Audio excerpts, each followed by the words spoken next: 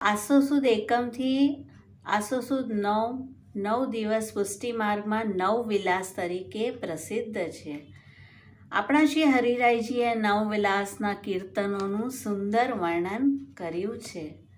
આ દિવસોમાં ગોપીજનો શ્રી ઠાકોરજીને વિવિધ મનોરથ કરી ઘણા લાડ લડાવે છે. દરરોજ જુદા જુદા વનમાં શ્રી ઠાકોરજી પધારે છે અને ગોપીજનોના યુથ ત્યાં દેવી પૂજનના બાને જાય છે. શ્રી સ્વામિનીજી શ્રી ઠાકોરજીના મુખ્ય શક્તિ રૂપા છે. તેમાંથી દ્વાદશ શક્તિઓ પ્રગટ થઈ છે. નવવિલાસના દિવસોમાં બ્રજ ભક્તો આ શક્તિ સ્વરૂપા દેવી સ્વરૂપને મંદિરે શ્રી ઠાકોરજીને મળવા જાય છે. બ્રજ ભક્તોને દેવી સ્વરૂપનો આશ્રય નથી, ઠાકોરજીનો દ્રઢ આશ્રય છે.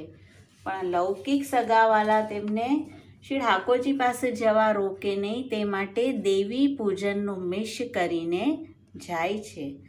પ્રથમ વિલાસ, જેના મુખ્ય યુથાધિપતિ શ્રી ચંદ્રાવલીજી છે અને સ્થાન છે વૃંદાવન.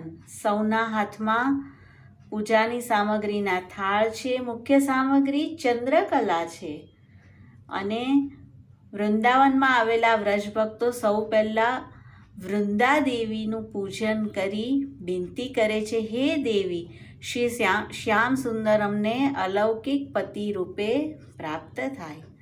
શ્રી યુગલ સ્વરૂપને ચંદ્રકલા અને બીજી અનેક સામગ્રી અરોગાવી રાસ વિલાસ કરે છે. બીજો વિલાસ, જેના મુખ્ય સખી શ્રી લલિતાજી છે, વિવિધ નવીન સામગ્રી લઈ સંકેત વનમાં જાય છે, જ્યાં સંકેત દેવી છે.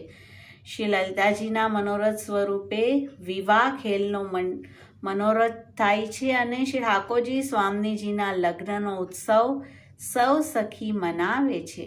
શ્રી ઠાકોરજીને પીળા છાપાના વસ્ત્ર અને સહેરાનો શ્રૃંગાર ધરાય છે અને બાબરની સામગ્રી મુખ્ય છે.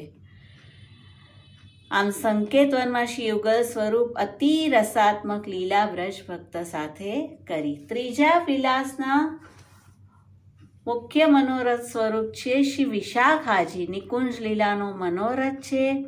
શ્રી વિશાખાજી શ્રી ઠાકોરજીના શૃંગાર કરે છે અને શ્રી ઠાકોરજી શ્રી સ્વામિનીજીના શૃંગાર કરે છે. બાસુંદીની મુખ્ય સામગ્રી અરોગાવી યુગલ સ્વરૂપ વિવિધ લીલા વિહાર કરે છે. ચોથો વિલાસ પરાસોલી એટલે ચંદ્ર સરોવરમાં થયો છે, જેના મુખ્ય સખી ચંદ્રભાગા છે અને યુગલ સ્વરૂપ માટે ખરમંડા, જલેબી, બુંદીના લાડુની સામગ્રી સિદ્ધ કરી.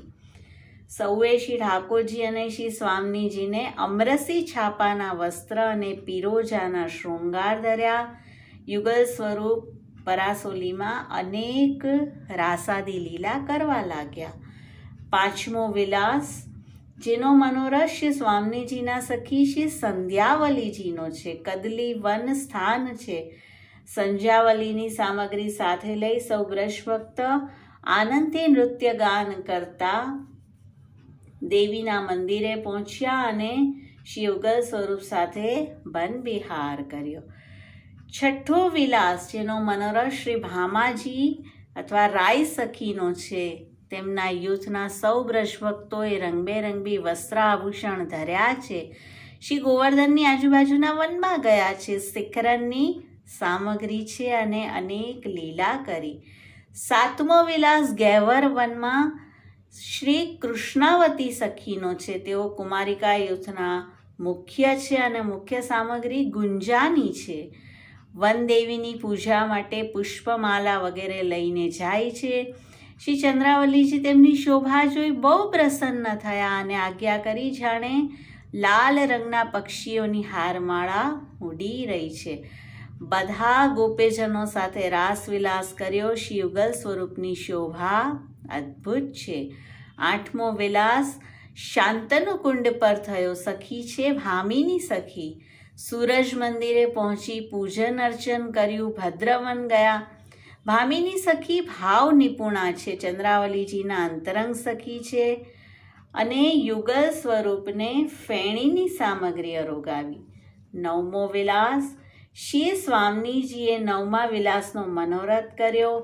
પ્રેમ લક્ષણા ભક્તિના નવે ભાવથી સભર સર્વ વ્રજ ભક્તોને તેમણે બંસી ભટ્ટમાં બોલાવ્યા. શ્રી શ્યામ સુંદરે મુકુટ કાચનીનો શૃંગાર ધર્યો છે, હસ્તમાં વેણું છે, પૂવા ખોવા મેવા મીઠાઈ 9 પ્રકારની વિવિધ સામગ્રીઓ કરવામાં આવી અને રાસાદિક લીલાઓ થઈ છે. શ્રી હરિરાયજીએ નવવિલાસમાં કીર્તનોથી આ દરેક સ્થાનનું, સખીનું, તેમાં આરોગાવેલી સામગ્રીનું અને બધા બ્રજભક્તો સાથે યુગલ સ્વરૂપનું સુંદર વર્ણન કર્યું છે. શ્રી વલ્લભાધીશ કી જય. શ્રી રાસ રાસેશ્વરી કી જય.